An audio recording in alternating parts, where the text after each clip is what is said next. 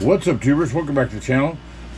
Working on the Blazer here. I've got proof of concept all locked in, and I like what I see. Everything seems solid, and we're good to go to get these big old tires on this kid compared to the stock ones that it came with. I kind of had to jump through a few little hoops to make this work. It kind of started, I mean, man, it snowballed on me big time.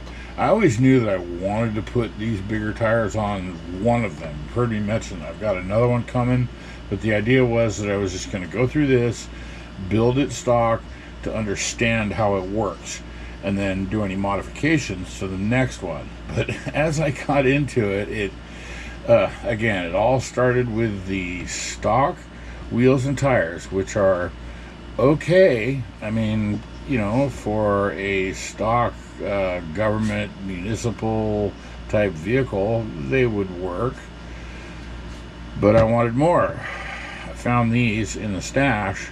I like them. I dig the way those look. They kind of have that Jackman style, a little bit wider, a little bit more aggressive of a tread, and a little bit bigger.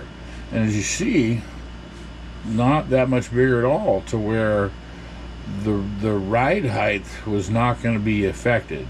So what I had to do was figure out how to make that you know, to change the innie to the outie.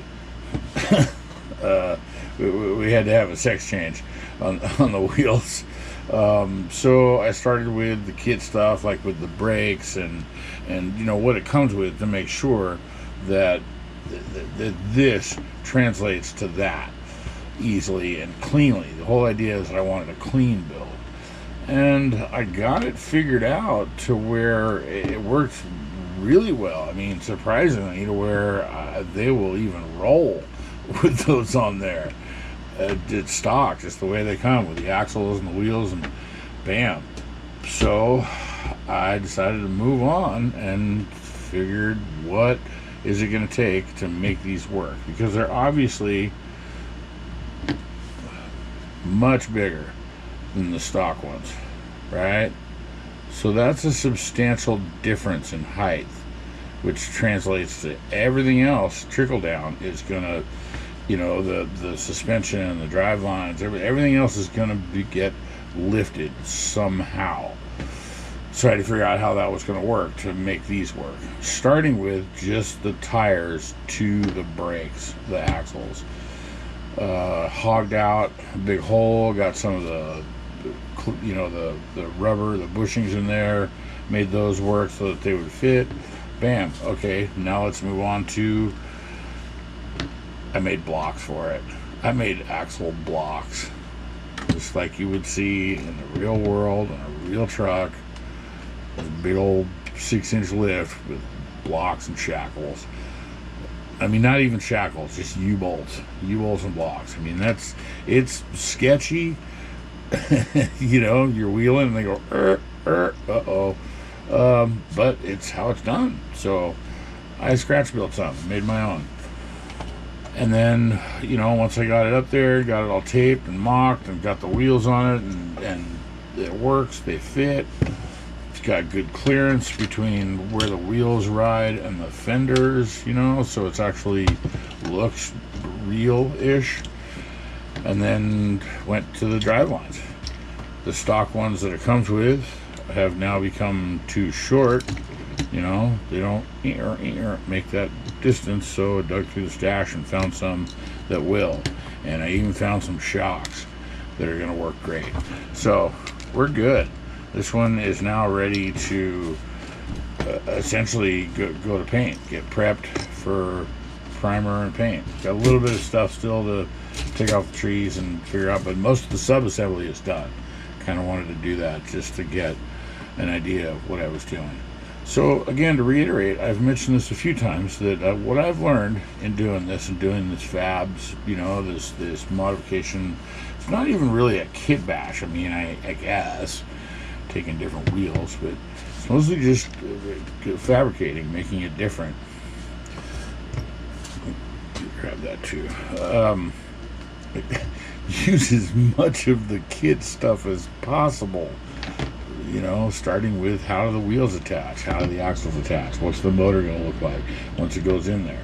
I've done this enough times now with none of that in mind, with just I'm going to hack it, I'm going to glue it, I'm going to clamp it, and I'm going to make it work. It is going to look the way I want it to. It might not roll, I might only be able to take a picture of it from one angle, but I did it. And I've kind of moved past that to where I want them to be a little bit more clean, if possible. But that took a little bit of doing in, figuring out how to get them all the right height and make it so that it looks right. And the width actually worked out just perfect for where the bolts would go down. But one last little thing I need to do and figure out how to make extensions like the drive lines and the shocks and everything else. The steering pitman arm now is going to be not high enough. That would have to be up here. So I'm going to make a extension of some sort out of something, some piece of plastic. It's only plastic. And that's about it, really. So I'm pretty happy with it. Pretty happy with where we're going in light of these wheels that are going to go on there that look very similar to the one that I had. I am probably going to paint these as well as paint the body in that, the same as the box, really. That's what mine looked like. I called it the cowboy colors, the brown and tan, just because that's what mine looked like. The Res Lab Blazer, backwards, the Res Lab. Oh man, I got stories about that truck flipping on its side one night. So anyways, there we go. Hope you enjoy.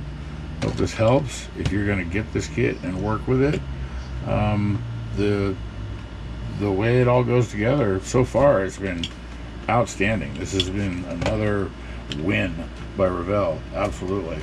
Super clean, nice fitment, nice notches, nice pins and registry. Everything lines up.